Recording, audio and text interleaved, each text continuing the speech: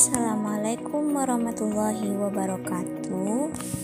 Perkenalkan, nama saya Safira Aulia Rahmi dari Prodi PGMI kelas 2B, mahasiswi UIN Suska Riau dengan NIM 12010825932. Di video kali ini saya ingin mempresentasikan terkait mata kuliah Pendidikan Kewarganegaraan dengan dosen pengampu Bapak Nuardi MED dengan judul Negara Hukum dan Hak Asasi Manusia. A. Negara Hukum. 1. Pengertian negara hukum. Negara hukum merupakan terjemahan dari istilah Rechtsstaat atau Rule of Law. Rule of Law itu sendiri dapat dikatakan sebagai bentuk perumusan yuridis dari gagasan konstitusionalisme. Oleh karena itu, konstitusi dan negara hukum merupakan dua lembaga yang tidak terpisahkan. Secara sederhana, yang dimaksud dengan negara hukum adalah negara yang penyelenggaraan kekuasaan pemerintahannya didasarkan atas hukum. Yang kedua yakni negara hukum formil dan negara hukum material. Negara hukum formil adalah negara hukum dalam arti sempit, yaitu negara yang membatasi ruang geraknya dan bersifat pasif terhadap kepentingan rakyat negara. Negara tidak campur tangan secara banyak terhadap urusan dan kepentingan warga negara. Sedangkan negara hukum material atau dapat disebut welfare state adalah negara yang pemerintahannya memiliki keleluasaan untuk turut campur tangan dalam urusan warga dengan dasar bahwa pemerintahan ikut bertanggung jawab terhadap kesejahteraan rakyat. Negara bersifat aktif dan mandiri dalam upaya membangun kesejahteraan rakyat. 3. Ciri-ciri negara hukum. Friedrich Julius Stahl dari kalangan ahli hukum Eropa kontinental memberikan ciri-ciri Rechtsstaat sebagai berikut. Pertama, hak asasi manusia. Kedua, pemisahan atau pembagian kekuasaan untuk menjamin hak asasi manusia yang biasa dikenal sebagai trias politika. Yang ketiga, pemerintahan berdasarkan peraturan-peraturan. Yang keempat, peradilan administrasi dalam perselisihan. Adapun AFDC dari kalangan ahli hukum Anglo-Saxon memberikan ciri-ciri rule of law sebagai berikut. Yang pertama, supremasi hukum dalam arti tidak boleh ada kesewenang-wenangan, seseorang hanya boleh dihukum jika melanggar hukum. Yang kedua, kedudukan yang sama di depan hukum, baik bagi rakyat biasa maupun bagi penjabat. Yang nomor 3, terjaminnya hak-hak manusia dalam undang-undang atau keputusan pengadilan. 4, yakni landasan yuridis negara hukum Indonesia. Dasar pijakan bahwa negara Indonesia adalah negara hukum sekarang ini tertuang dengan jelas pada pasal 1 ayat 3 Undang-Undang Dasar 1945. Negara Indonesia adalah negara hukum. Landasan hukum Indonesia ditemukan dekat bagian penjelasan umum Undang-Undang Dasar 1945 tentang sistem pemerintahan negara, yaitu sebagai berikut. 1. Indonesia ialah negara yang berdasarkan atas hukum. 2. Sistem konstitusional pemerintahan berdasarkan atas sistem konstitusi. Hukum dasar tidak bersifat absolutisme, kekuasaan yang tidak terbatas.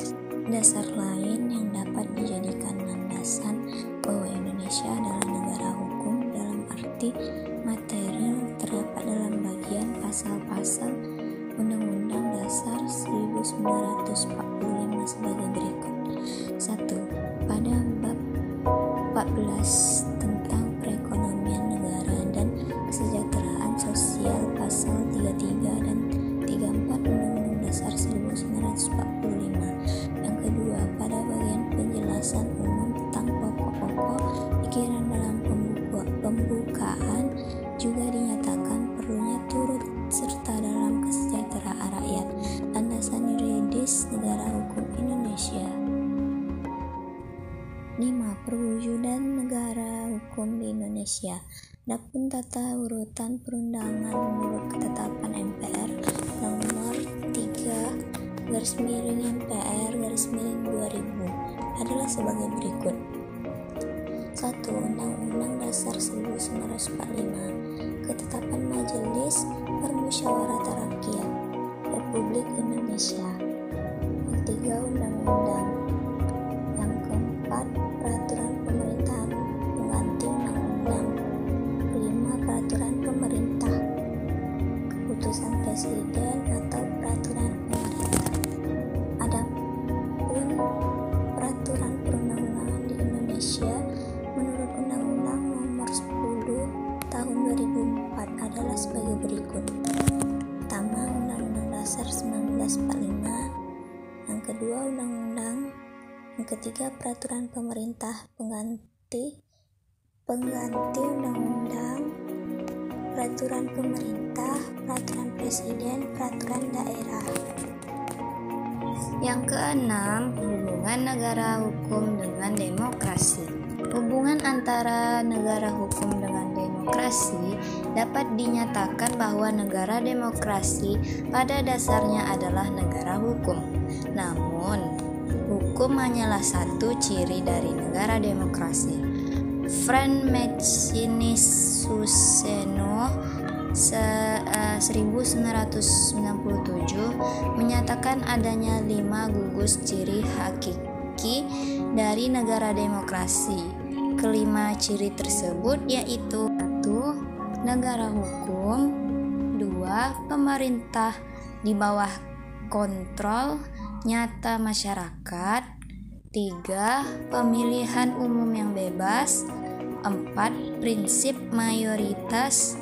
5. Adanya jaminan terhadap hak-hak demokratis. B. Hak asasi manusia. 1. Pengertian hak asasi manusia. Hak asasi manusia merupakan hak dasar yang melekat dan dimiliki setiap manusia sebagai anugerah Tuhan Yang Maha Esa. Pengakuan terhadap hak asasi manusia memiliki 2 landasan sebagai berikut. 1. Landasan yang langsung dan pertama yakni kodrat manusia. Yang kedua, landasan kedua dan yang lebih dalam, Tuhan menciptakan manusia. 2. Macam-macam hak asasi manusia. Perwujudan negara hukum di Indonesia, hak asasi manusia meliputi berbagai bidang sebagai berikut. 1. Hak asasi pribadi. 2. Hak asasi politik. 3. Hak asasi ekonomi. 4. Hak asasi sosial dan kebudayaan. 5. Hak untuk mendapatkan perlakuan yang sama dalam hukum dan pemerintahan. 6. Hak untuk mendapatkan perlakuan yang sama dalam tata cara peradilan dan perlindungan. 3. Pengakuan bangsa Indonesia akan hak asasi manusia. Pengakuan akan hak asasi manusia di Indonesia telah tercantum dalam Undang-Undang Dasar 1945 yang sebenarnya sudah ada sebelum Deklarasi Universal PBB tanggal 10 Desember 1945. Pengakuan hak asasi manusia dalam undang-undang dan peraturan sebagai berikut. 1. Pembukaan Undang-Undang Dasar 1945 alinea pertama. 2. Pembukaan Undang-Undang Dasar 1945 alinea keempat. 3. Batang tubuh Undang-Undang Dasar 1945. keempat ketetapan MPR, kelima peraturan perundang-undangan. Baiklah, berakhir sudah presentasi dari saya. Lebih dan kurangnya saya mohon maaf. Wassalamualaikum warahmatullahi wabarakatuh.